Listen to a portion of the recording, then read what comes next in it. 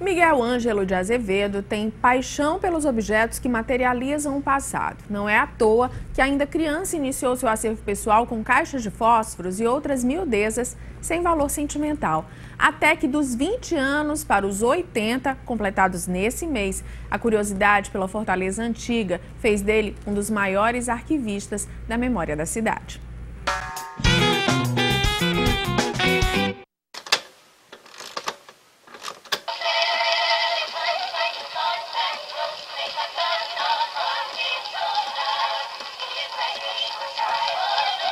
Uma fotografia eterniza momentos, capta sentimentos e registra a história de um povo. O hábito de guardar memórias tornou Miguel Ângelo de Azevedo Nirez uma referência aqui no Ceará. E esse ano ele completa 80 anos. Esse hábito de colecionar, Nirez, como começou? Bom, eu desde menino que gostava de coleção, fazia coleção de álbuns de figurinhas. Tudo que podia registrar alguma coisa, significar alguma coisa, eu colecionava. Carteiras de cigarro, caixas de fósforo, lápis de propaganda, tudo isso eu colecionei, mas é coisa de menino. Eu colecionava e jogava fora e perdia, não tinha tanto amor, não tinha tanto apego e também não tinha nenhuma ciência para formar a coleção, né? Isso só veio surgir 20 anos depois. Aliás, aos meus 20 anos, quando eu completei 20 anos, é que eu comecei realmente, seriamente, a colecionar várias coisas. Em que momento você percebeu que o hábito de colecionar essas histórias, essas memórias, esses objetos, estavam fazendo de você uma grande personalidade da cidade que ajuda a contar a história de Fortaleza? Mas foi quase que recentemente, porque eu vinha colecionando. Primeiro eu comecei com disco, depois comecei com os livros a respeito da música popular brasileira. Juntamente com isso eu sentia a necessidade de saber como era a cara daquele pessoal que fazia música, o cantor, o músico, o compositor.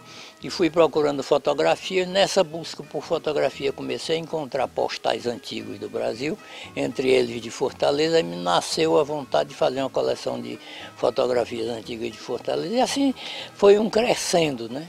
Foi crescendo, crescendo, crescendo, e eu fazendo aquela coleção, e vendia imagens, dava imagens, fornecia, estudante levava de graça, e essa coisa toda e tal. Eu só vim perceber mesmo que poderia ser, ou estava me transformando numa referência, recentemente, quando foram feitas algumas publicações importantes em nossa cidade, e que procuraram a mim. E que foi exatamente o meu trabalho, foi 90% dos trabalhos. E até coisa de fora, né? Por exemplo, foram publicados em São Paulo alguns livros sobre o trem no Brasil, e a parte de trem aqui do Nordeste foi fornecida por mim. Como você estava falando, por conta desse resgate da memória da cidade, até do país, você acabou se tornando conhecido, até como você falou, em todo o país. Mas de onde veio esse apelido, Nirez, que é o nome que todo mundo te conhece? Isso vem da infância, mais remota, né? Quando eu era criança, pequenininha, de braço, eu recebi o apelido dos meus irmãos, da minha mãe, do meu pai, não sei, de inglês, porque eu era muito vermelhinho e louro, eles achavam que eu era parecido com um inglês. E começaram a me chamar de inglês, mas a maneira dos adultos tratarem as crianças, eles não falam direito, até deviam falar que é para a criança aprender logo a falar. Mas eles ficam em inglês, e terminou em inglês. Como é que você avalia, Nirez, a forma como Fortaleza lida com a preservação da sua memória, da sua história, até quando a gente fala de patrimônios históricos que ajudam a contar a história do nosso povo? Não, ela trata de muito mal pelo seguinte, porque Fortaleza é uma cidade relativamente nova.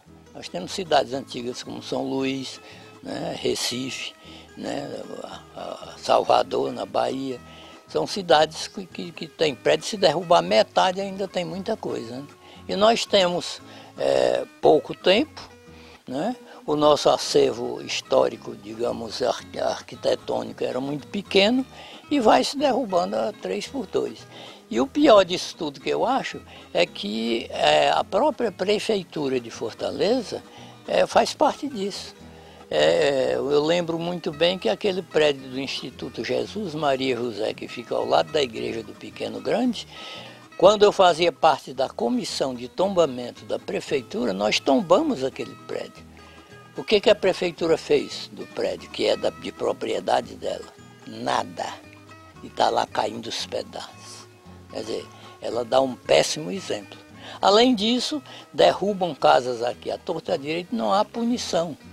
Como derrubaram a Chácara Flora, né, na passagem do ano atrasado para o ano passado, e eu esperei uma punição, a punição que veio foi uma multa.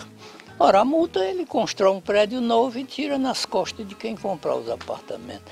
Quer dizer, não é punição. A punição seria obrigar a fazer novamente a chácara do mesmo jeito, embora não tivesse o mesmo valor, e depois tomar. Isso se ser patrimônio da prefeitura. Guardar esse acervo, né, que hoje em dia já é tão grande, né, já é de tamanha importância. Como é que é guardar esse acervo, cuidar desse acervo? Dá muito trabalho? Não, o trabalho que dá é tão pequeno em relação à satisfação que a gente tem, né? Só a satisfação que a gente tem de ter aquilo e poder contribuir para a cidade com o uso daquele material, já é gratificante e satisfaz a gente plenamente.